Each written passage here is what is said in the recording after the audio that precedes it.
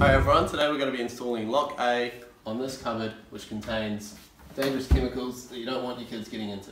We're going to be replacing this unsightly latch for the solution which is hidden away and much more attractive. Here's what we need for this installation: lock A, the latch for lock A, a pencil and a ruler or tape measure.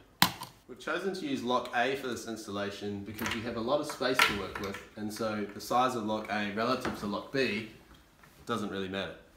Also, lock A has a larger surface area for adhesion, so it's much stronger. And with these cupboards, kids can really get a lot of force in there, and so we're going to want a strong solution, which is lock A.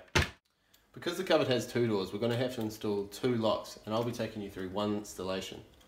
You can see here on this panel door that we have other installation factors such as these holes and the screw, and we're going to have to place the lock right against this face in order to get a good adhesion in this spare area. With this lock, it's very important to ensure alignment because we have a small latch area in which the lock will engage with. So we have to be very careful with our measurements. Now that I've got an idea here of where I want to place my lock, I need to line this up with the cupboard housing to understand where I need to put the latch. So I've gone ahead and marked that. I can now put the latch on with the flat side facing outwards towards us. You can now remove the label and place this on the cupboard housing where you've marked it.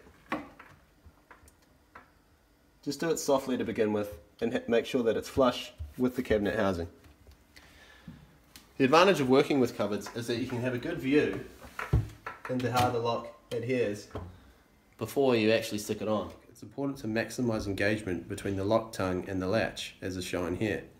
The reason this is because if you're even a few millimeters below that maximum point, if there's enough force applied to the lock and you've got some flex in your hinges or your cupboard frame, this can actually slip. So to combat this, it's important to have your lock applied 13 mil below the surface at which the latch is adhered.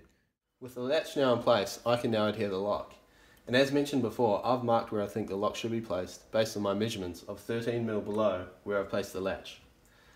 It may not be perfect, so we're just going to stick it on softly and then test before we adhere it properly. So let's go ahead and do that. Very softly, place it on, and now test it, and that's working well. So I'm now confident I can stick it on harder, and the same with the latch.